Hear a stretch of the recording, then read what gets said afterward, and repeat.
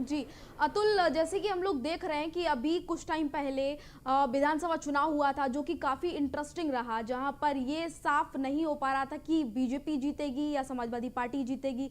लगातार कयास लगाए जा रहे थे, लेकिन बीजेपी ने फिर इसके बाद बाजी मारी।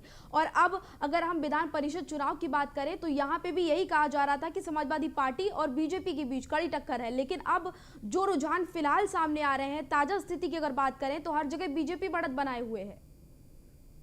जी, आकांक्षा, ये बिल्कुल सही है कि जिस तरह से विधानसभा की बात की जाए, विधानसभा में क्लियर नहीं हो पा रहा था क्योंकि वोटर हम्म। साइलेंट था। वोटर का यही कहना था कि फिलहाल वोट किसी के लिए किया है, लेकिन वोटर बिल्कुल साइलेंट था, किसी मूड में नहीं था। लेकिन भाजपा को अच्छी जीत प्राप्त हुई है। लेकिन आज की बात की जाए, एमएलसी चुनाव की बात की जाए, तो एमएलसी चुनाव में साफ तौर पर पहले से ही जो भाजपा के कार्यकर्ता हैं, जो लोग हैं, विधानसभा चुनाव में कहीं ना कहीं जो प्रत्याशी थे उनको संदेह था अपने आप पर। लेकिन अगर आज की बात की जाए, एमएलसी चुनाव की बात की जाए, तो पहले से ही प्रत्याशियों के अंदर हर्ष और उल्लास देखने को मिल रहा है। तो कहीं ना कहीं साफ तौर पर जाहिर हो रहा है कि सत्ताधारी पार्टी के ही एमएलसी ज्यादातर विधान परिषद के अंदर जाते हैं। और अगर आंकड़ा उठाकर देखा जाए, 2016 का आंकड़ा देखा जाए, तो उसमें भी 31 जो सदस्य हैं विधान परिषद के, वो सपा के थे, क्योंकि अखिलेश यादव की सरकार थी 2012 से 2017 तक। हम्म। 2016 में विधान परिषद के चुनाव हुए थे। तो कहीं ना कहीं देखिए, साफ तौर पर पहले से ही एमएलसी चुनाव को लेकर के, क्योंकि सबसे बड़ी बात यह है, एमएलसी चुनाव में जो वोट करते हैं वो पहले से ही चुने हुए लोग करते हैं। जी। प्रधान होते हैं, ब्लॉक प्रमुख होते हैं, बीडीसी होते हैं, नगर निगम के लोग होते हैं, जो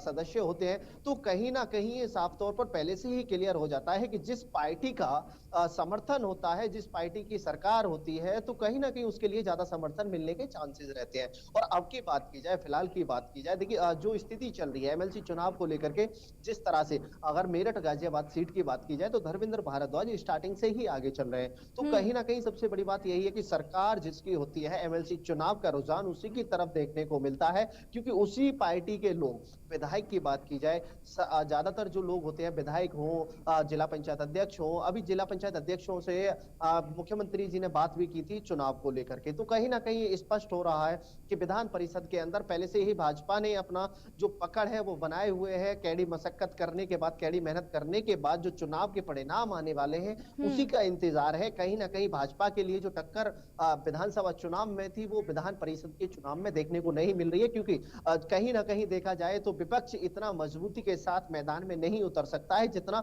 सत्ताधारी पार्टी उतर सकती है। तो कहीं ना कहीं ये साफ तौर पर पहले से ही जाहिर हो रहा है। साफ तौर पर अगर देखा जाए, तो लोगों की राय ली जाए या फिर कैसी भी बात की जाए, इस सब विषय पर अगर देखा जाए, तो पहले से ही भाजपा के लोग अपनी कमर कस चुके हैं। और उनका यही मानना है कि हमारी जीत सुनिश्चित है, क्योंकि एक मुझे दोहा याद आ रहा है। हम्म। गीता भागवत में भगवान श्री कृष्ण ने कहा था कि मेहनत करो, कर्म और फल की चिंता मत करो, कर्म करो, कर्म के बाद में फल अपने आप मिलेगा। तो भाजपा के लोगों का वही सटीक डायलॉग बैठता हुआ नजर आ रहा है कि कर्म करने के बाद जो फल मिलेगा, उससे हमें संतुष्ट होना है। और विधानसभा चुनाव में यही बिल्कुल सटीक बैठा था कि कर्म करने के बाद सरकार बनी। और कहीं ना कहीं जो भाजपा के कार्यकर्ताओं का भरोसा था, उसमें और ज्यादा कहीं ना कहीं उछाल आया है, और उनका मनोबल और बढ़ा है कि जीत हमारी, जिस तरह से पूर्ण बहुमत के साथ सरकार बनी है। विधानसभा की बात की जाए तो विधान परिषद के चुनाव है, और चुनाव में मतगणना से पहले ही भाजपा के कार्यकर्ता जीत को लेकर के काफी उत्साह मना रहे हैं। लेकिन सबसे बड़ी बात यह है, मेरठ प्रशासन ने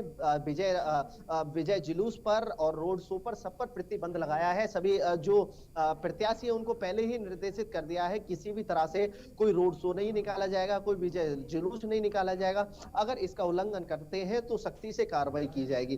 तो कहीं ना कहीं भाजपा के लोगों के लिए इस मामले को इस आदेश को लेकर ठेस पहुंची है। लेकिन फिर भी भाजपा के कार्यकर्ताओं को एक डिसिप्लिन कार्यकर्ता कहा जाता है, क्योंकि विधानसभा चुनाव के अंदर भी काफी जगहों पर देखने को मिला तक कि भाजपा के कार्यकर्ता थोड़े एक लिमिट के दायरे में रह करके ही हम्म। जीतने के बावजूद भी कोई ऐसा हंगामा देखने को नहीं मिला था, कहीं ऐसा रोड शो या फिर जुलूस वगैरह देखने को नहीं मिला था। लेकिन अगर बात की जाए 2012 से 17 की, तो 2012 में कितने भी प्रशासन ने नियम, कानून और निर्देश दिए थे, उसका कोई भी पालन होता हुआ नजर नहीं आया था। तो कहीं ना कहीं फिलहाल की अगर बात की जाए, तो विजय जुलूस और इन पर सब पर रोक जी। है। लेकिन भाजपा के कार्यकर्ताओं के अंदर जो जीत का जश्न है, वो मनाने के जी। लिए खूब धूमधाम ज्यादातर से जी तैयार जी है। और लेकिन जी कुछ घंटों बाद, अतुल, ज्यादातर सीटों पर जो है बीजेपी के उम्मीदवार बढ़त बनाए हुए हैं, और उसको लेकर कार्यकर्ताओं में उत्साह जाहिर सी बात है कि होगा ही, और कार्यकर्ता उत्साहित होते ही हैं जब उनकी पार्टी को जीत मिलती हुई दिखती